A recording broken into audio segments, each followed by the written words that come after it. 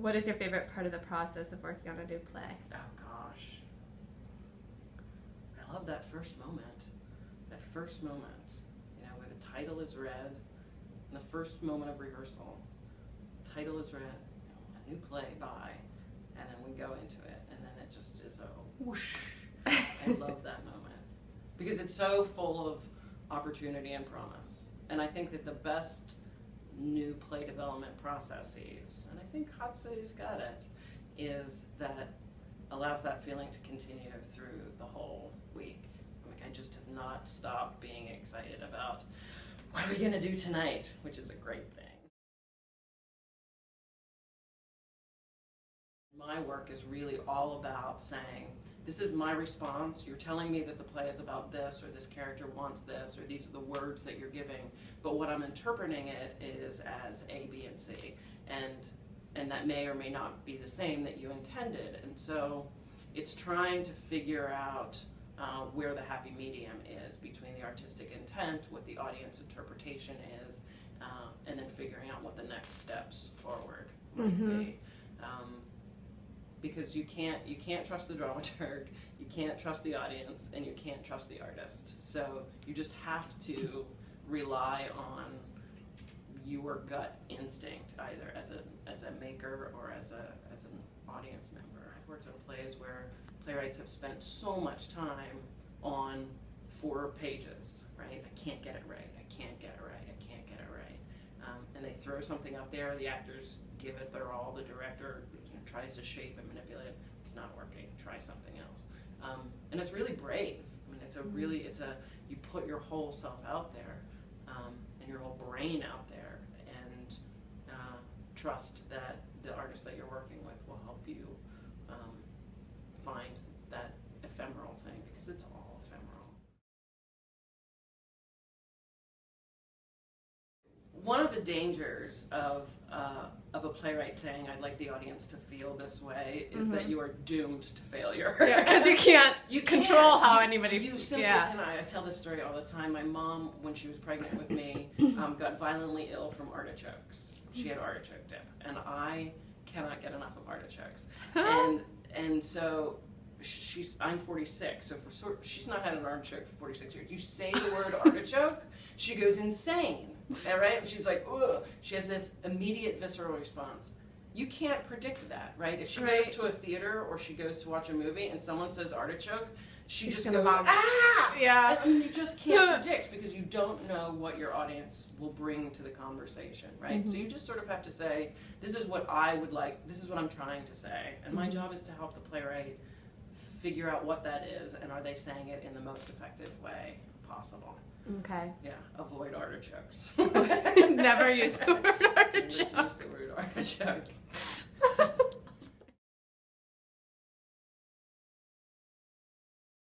There's no right way to interpret a play. There's just how you experience it. How you experience it. Yeah. And so we live in a world where so many things are black and white, and with students, so many. It's, you know, what does the test? What's the correct test answer?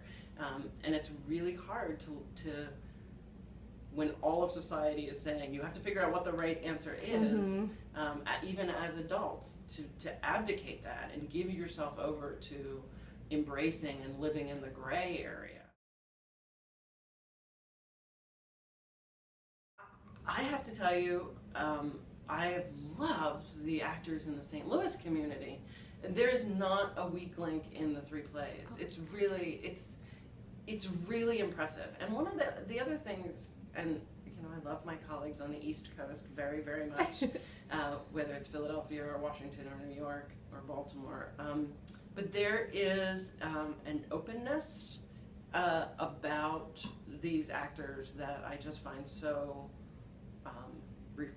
refreshing is such a corny word, but I feel like all 3 plays are totally different. The processes for all 3 have been really different, and the actors are saying the words, and they're asking great questions, and they're bringing everything that they have into the room so that the playwrights can hear the play in a really clear way. And I love the actors. I want to put them all in a little box and ship them back home with me. I mean, they've just been amazing. They've just been amazing. And there's not I'm sure that there are jaded actors in St. Louis, as there are jaded artists everywhere across this planet. But there is a real sense of community. I mean, there's a real sense that these guys know each other. They know how to elicit and work with each other in really good ways. And they bring all of that to the play, which I think is just amazing. Theater. Well, I'll tell you. So I run one, you know, I work at one in Philadelphia, and the thing that we've done at Playpen, and we were really deliberate about it, and Hot City it appears to be doing the exact same thing, and that is, it's about the work. That we try not to get too bogged down in, you know, is my agent going to like it? Is the audience going to like it? Is the, you know, am I trying to please somebody? We try not to get bogged down in a host of design scenarios. I know a lot of other really, really fine new play festivals spend a lot of time and money staging and doing as much design effort as possible in 2 weeks. But the thing that I love about Hot Cities, which is why I love Playpen, is that it's just about the writer. It's about what does the writer need in order to take the next step, whatever that might be for his or her play. And I think that theater is in such a wonky place, but I think that too much time is spent on the commercialization of it instead of, well, does the work suck? Right, the fundamental notion of, is the play solid? And I think a new play festival should be about working on the new play. So it's been great. I mean, we sit around the table and we'll offer the play where it is. It's a snapshot in time of where it is in its development and evolution and growth.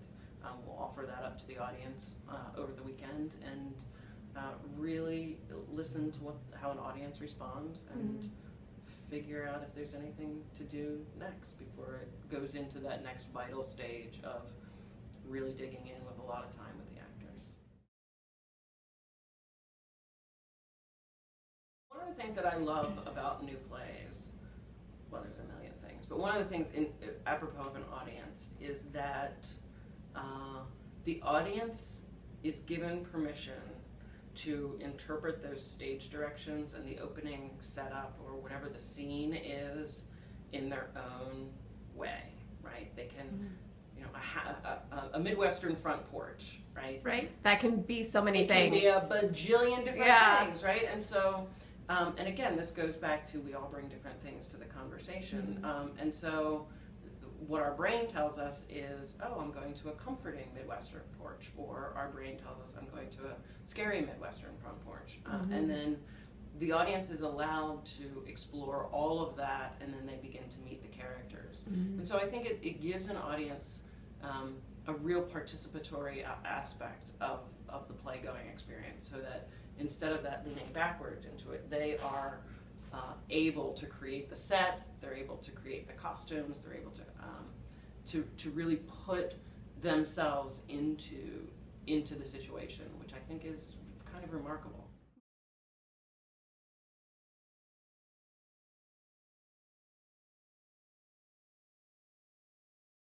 You know, an audience member, I'm one of those annoying audience members that will just laugh. Like, I don't wait till anybody else laughs. I think that the best thing that an audience member can do is to bring your whole emotional being. And like, if you find something funny, you should laugh. If you find something sad, you should cry. If you find something, like if you want to chortle or whatever, all those emotions in between, you should make those noises, because it's informative. It's really informative. You know, a playwright, like any other artist, spends a lot of time in his or her own head. And I think, and then that circle begins to expand. So it goes to the director and dramaturg, then it goes to the actors, then it goes to the designers, and then it goes to the audience to see. I mean, the sentence isn't complete until the audience arrives. Theater is a performative, collaborative art form, so you have to have an audience responding to it. And I think having an audience that can listen attentively and use their own imagination and think about how we get from point A to point B is really helpful what at you this hope. Yeah, and no artichokes. And no artichokes.